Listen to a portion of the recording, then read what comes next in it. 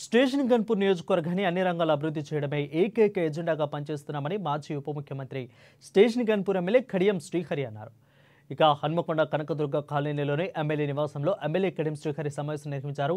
Station Ghanpur నియోజకవర్గ ప్రజలు నాకు రాజకీయంగా అండగా ఉంటూ ఆస్వాదించారని తెలిపారు.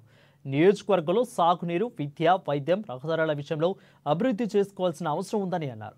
ప్రజలకు నేను ఇచ్చిన హామీలు నెరవేర్చాలంటే, నియోజకవర్గ అభివృద్ధి జరగాలంటే దానికి ప్రభుత్వ సహకారం ఉండాలని, అందుకే కాంగ్రెస్ పార్టీ ఆహ్వానం మేరకు కాంగ్రెస్ పార్టీలో చేరినట్లు వెల్లడించారు. గడిచిన ఏడాది కాలంలో కాంగ్రెస్ పార్టీ ద్వారా ముఖ్యమంత్రి రేవంత్ రెడ్డి ద్వారా నియోజకవర్గానికి ఏ రకమైన లబ్ధి కలిగిందో ప్రజలకు తెలపాల్సిన అవసరం ఉందన్నారు కడియం శ్రీహరి.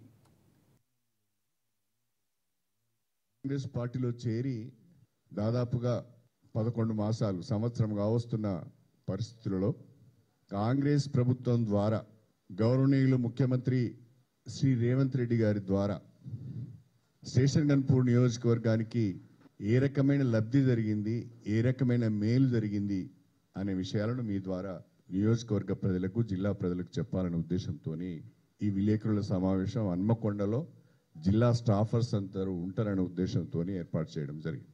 ప్రధానంగా నేను మీ అందరికి కూడా శాంక్షన్ అయిన వర్క్స్కి సంబంధించిన పర్టికులర్స్ అన్ని కూడా మీకు ఇస్తున్నాను. ఎప్పుడు మంజూరు అయ్యింది, దాని అమౌంట్ ఎంత అనే వివరాలు కూడా నేను లిస్ట్ అవుట్ చేశాను. ఇదంతా కూడా మీకు అందించే ప్రయత్నము నేను చేయబోతున్నాను. ప్రధానంగా రాష్ట్ర ప్రభుత్వం అత్యంత ప్రతిష్టాత్మకంగా నాణ్యమైన విద్యను పేద, బడుగు, బలహీన వర్గాల విద్యార్థులకు అందించాలనే ఆలోచనతో అంతర్జాతీయ ప్రమాణాలతో యంగ్ ఇండియా ఇంటిగ్రేటెడ్ స్కూల్స్ను తెలంగాణలో ఏర్పాటు చేయాలని ఆలోచించి 30 సంవత్సరాలుగా నేను ఉద్యమంతో మమేకమై ఉన్నాను.